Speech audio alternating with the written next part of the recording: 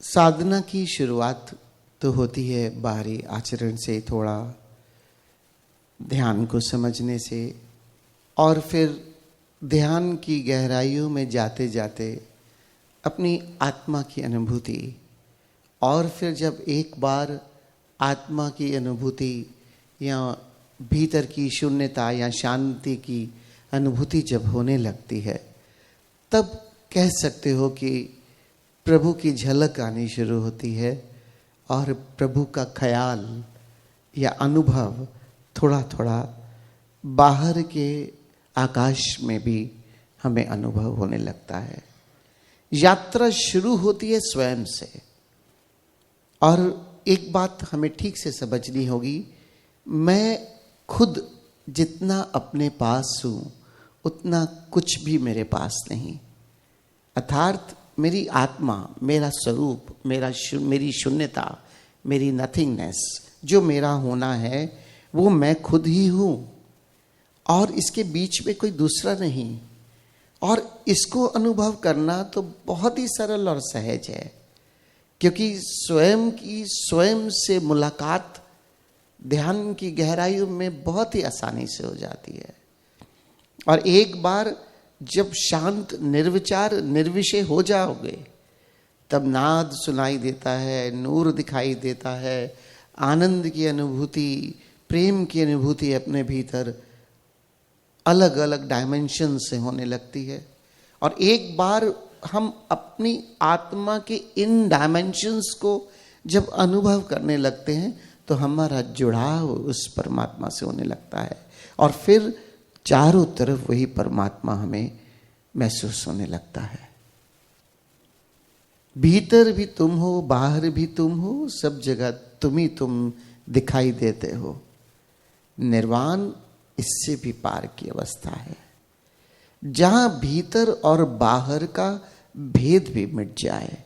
सच पूछो तो जहां आत्मा और परमात्मा का भेद भी मिट गया, बस होना मात्र, और उस होने मात्र में मैं विलीन होता चला जाऊं कि मैं भी बस हो जाऊं। ये कहने की भी आवश्यकता नहीं कि परमात्मा या आत्मा, इन शब्दों का भी कोई अर्थ ना रहा। एक सत्ता, एक आकाश, एक होना, और बस वही मैं ही मैं और तू ही तू से पार सिर्फ है ही है। और कैसे उसकी अनुभूति होने लगे। कल मैंने सुझाव दिया था, बाहर के आकाश को भी बीच बीच में अनुभव करो। रात को सो तो ऐसे सो जैसे परमात्मा के गर्भ में कोई बच्चा होता है, और बस उसी को महसूस करते हुए चारों ओर से घिरे हुए उसके अंदर सो जाओ, उसी में लीन हो जाओ, ताकि वही हो सको। लेकिन ये लीनता तब तक संभव नहीं है जब तक प्रेम नहीं होगा। आदमी मिटता कैसे है? अहंकार और प्रेम दोनों एक जगह नहीं हो सकते। अहंकार मिटने नहीं देता और प्रेम रहने नहीं देता। तुम बच ही नहीं सकते प्रेम में। जब भी तुम प्रेम में होते हो तो कहते हैं ना, दूसरा नहीं होता। कुछ एक कहानी सुनाते हैं ना कि एक प्रेमिका साधना करने, एक प्रेमिका ने प्रेमी से कहा, जाओ तुम पहले खोज कर तो आओ कि तुम हो कौन, अपना वजूद तो जानो। वो आता है थोड़े साल, थोड़े वर्ष साधना करने के बाद, और प्रेमिका के घर पे आकर दरवाजा खटखटाता है। वो पूछती है कौन? वो कहता है मैं। वो कहती है जाओ, अभी बात बनी नहीं, फिर बाद में आना।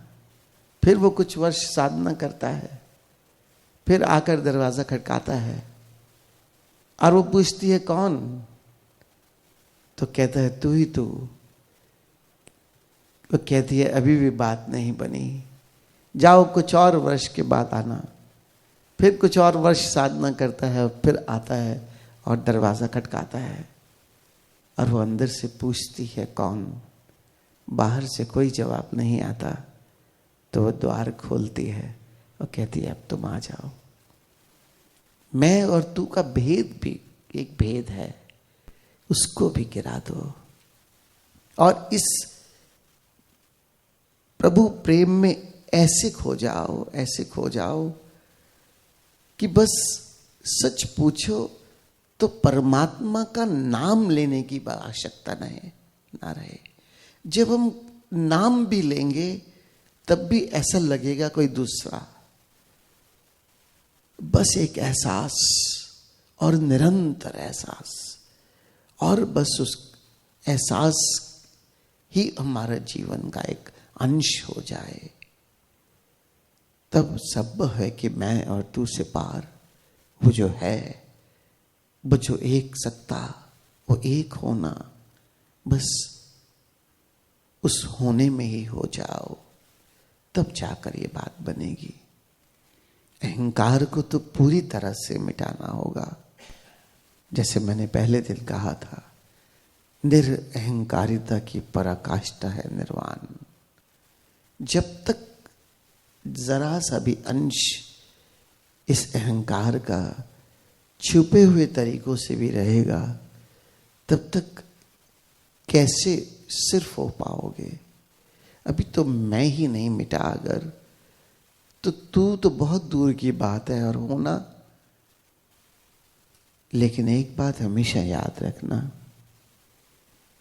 मैं और तू में जब भी, चाहे मैं अपनी आत्मा की अनुभूति करूं, चाहे उस प्रभु की अनुभूति करता रहूं, वो मन फिर भी बचा हुआ है।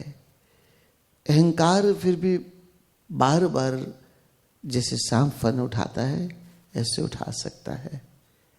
लेकिन जब पूरी तरह से मन की मृत्यु हो जाए तभी अहंकार विलीन होगा, तभी निरअहंकारिता भीतर आएगी। और मन की मृत्यु मन स्वयं भी नहीं होने देता। इतनी जागरूकता, इतना स्वयं पर पहरा लगाना होगा कि कहीं भी किसी कोने से मन आकर बार बार मुझे अपने चंगुल में फंसा ना ले। इतने सूक्ष्म सूक्ष्म तलों से ये अहंकार जाग सकता है। कैसे? बस ये ख्याल ही ना हो कि मेरा कुछ वजूद बाकी भी है। और धीरे धीरे फिर वो बात बनने लगेगी कि जब चारों तरफ के आकाश से भी प्रेम हो जाएगा। लेकिन इसके बीच में एक सूत्र और है। भक्ति के सूत्र में उस परमात्मा, उस निराकार से सीधा प्रेम से कैसे डूबोगे? लौकिक प्रेम से हमारी यात्रा शुरू हुई थी, लेकिन श्रद्धा के बिना पराभक्ति नहीं घट सकती। उस प्रेम में मिटने के लिए श्रद्धा चाहिए, और श्रद्धा क्या है? गुरु प्रेम।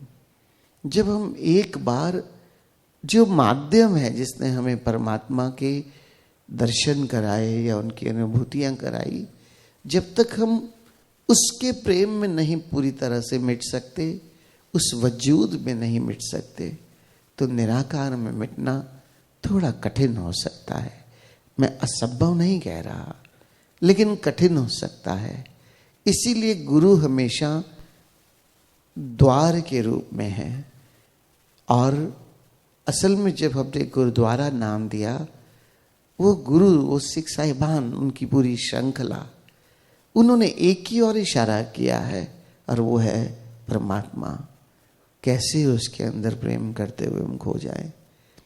और उसी का ही नाम है गुरुद्वारा, कि गुरु का द्वार है, और जहां से प्रवेश करते हुए हम उस सत्ता के अंदर खो जाते हैं। तो सच पूछो तो गुरु के द्वार से तो प्रवेश करना ही होगा। तो बहुत सरल है। हमारा अहंकार हमें आसानी से गुरु से भी अकारण अनकंडीशनल प्रेम नहीं करने देता, क्योंकि ये जो मन है, क्योंकि ये बहुत चालाक है, बहुत इंटेलिजेंट भी है, अगर अच्छा वर्ड यूज करे तो। ये अपने को बचाने का हर उपाय करता है, क्योंकि गुरु शरीर में अगर है तो शरीर भी है, शरीर के साथ मन भी है, भावनाएं भी हैं, और भीतर वो एक सत्ता, वो भी उसी के अंदर है।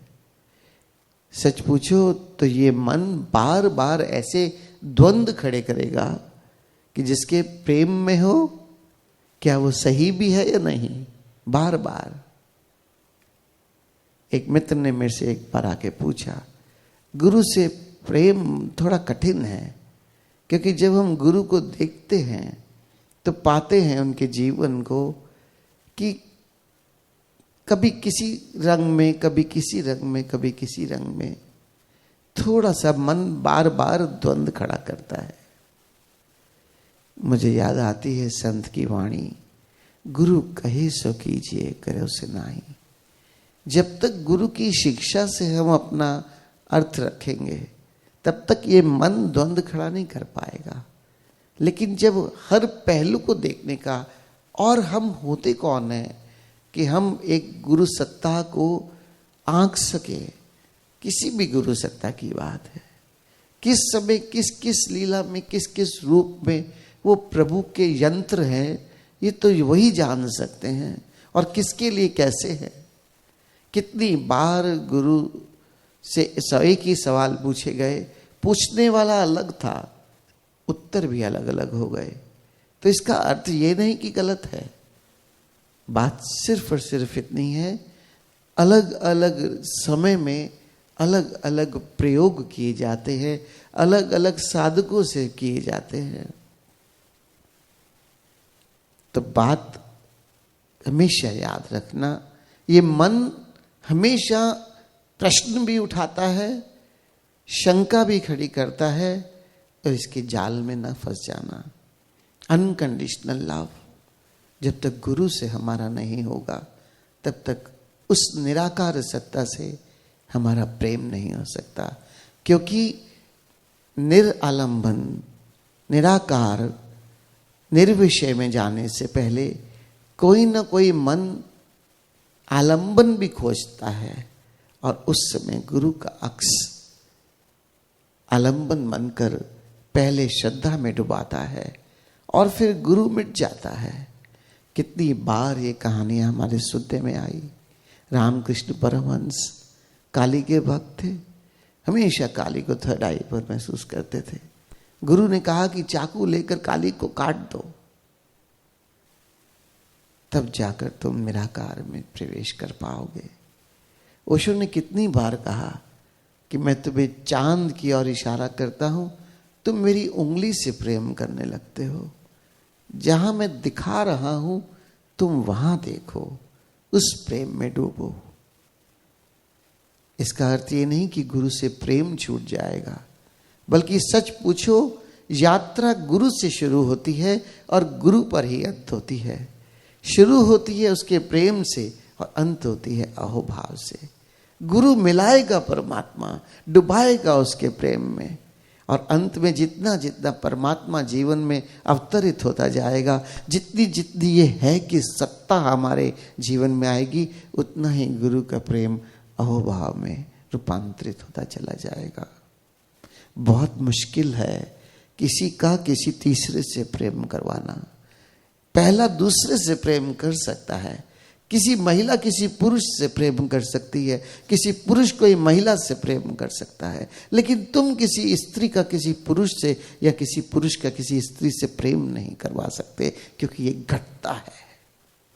लेकिन गुरु के पास ये काबिलियत है, अपने शिष्य का उस परमात्मा से प्रेम करवाता है, उसके प्रेम में डुबाता है, और सच पूछो तो वही बना देता है।